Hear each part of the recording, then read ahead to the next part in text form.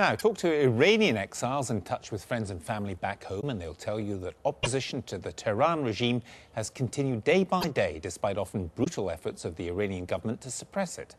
Today, hundreds of thousands of people gathered in Tehran to mark the 31st anniversary of the Iranian Revolution, along with a new crackdown on the opposition and attempts to disrupt internet access. Peter Marshall reports. The anniversary of the revolution, the day when the Iranian people assert their sovereignty. Hundreds of thousands came onto the streets of Tehran to support the government. Many may have been bussed in, but their ardour couldn't be denied. For President Ahmadinejad, this will have been viewed as a huge success. The opposition Green movement had been banking on showing their growing numbers. In the end, they appeared swamped, their efforts disparate and scattered around Tehran. One activist who's followed events online says this follows weeks of intimidation. Basically, we didn't have visibility.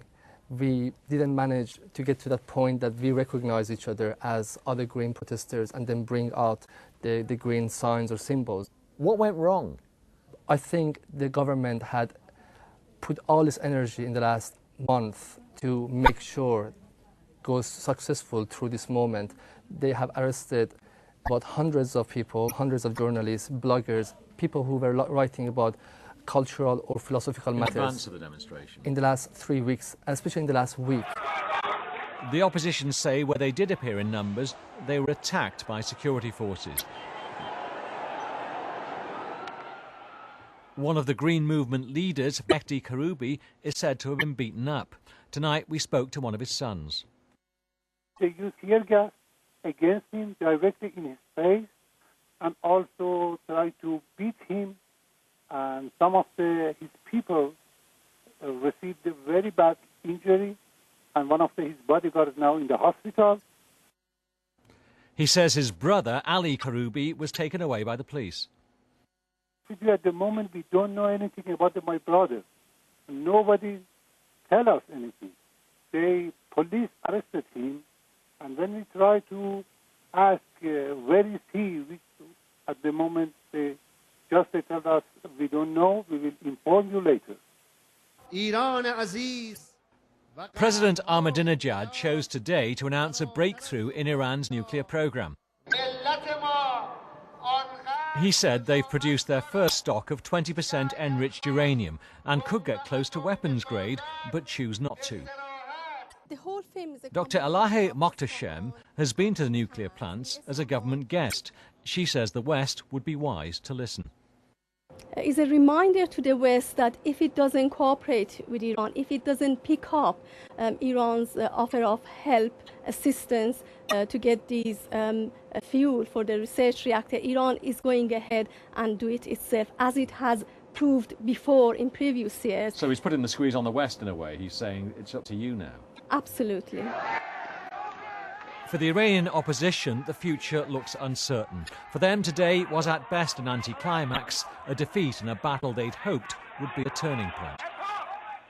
But unfortunately, the government attacked against the people who tried to participate in this rally.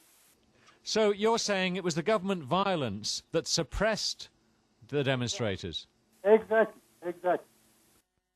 That showed that we have to pay even higher price from now on. I think the government is going to be drunken by not this victory, by the fact that they have managed to extract some good shots out of it and show it to the world and show it to their own people. They've won the propaganda battle today. They did.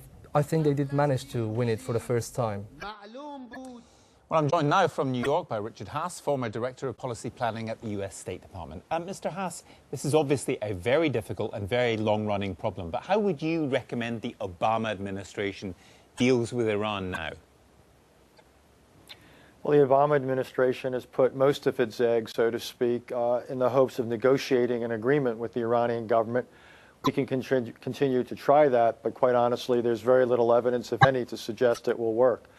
Instead, I would continue to try to get greater international pressure on Iran through sanctions, preferably through the UN Security Council, but if need be, the US and the EU could act outside the Security Council. We need to provide rhetorical support to the Iranian opposition not simply on behalf of their political rights, but also to point out that Iran as a country pays an enormous price for the foreign policies of this regime, and also help the opposition with such things as maintaining access to the internet. One of the reasons today played out the way it did is the government was fairly effective at denying access to the opposition to the internet. And in the future, it's important that the Green Movement enjoys much broader access there. To take a couple of different points there, first of all, rhetorical support for the opposition in Iran, isn't that likely to backfire given that you know how patriotic most Iranians are and the evil foreigners trying to stir things up in our countries is something you hear a lot from Iranians within the country? Well, there's nothing unpatriotic about calling for the rights and freedoms of the Iranian people and for the government to respect their own laws. So I don't see anything wrong with that. The government's going to try to portray the opposition as somehow the pawns of foreigners, whether the United States or Europe does anything or not. Also, the opposition has asked for international support. They want the world to pay attention to what is going on in Iran. And it seems to me, as a matter of principle and policy alike, the United States and the Europeans ought to make clear that they are watching and that the Iranian government will pay something of a price if it continues to suppress its own people. This uranium announcement, about 20% enriched uranium, I mean, given the technical sophistication of Iran, given the intelligence of their scientists, and given the fact they've got quite a lot of money, there's nothing really to stop them building a bomb if they want one, is there? In the long run, they would get there if they were determined to do so. I don't put an awful lot of stock in this 20% announcement. It may or may not be true. Indeed, the largest story of late has been the problems the Iranians are encountering. There's all sorts of evidence that many of their centrifuges are not spinning and that the Iranians are having tremendous difficulty producing high-quality uranium in anything like the quantity they want.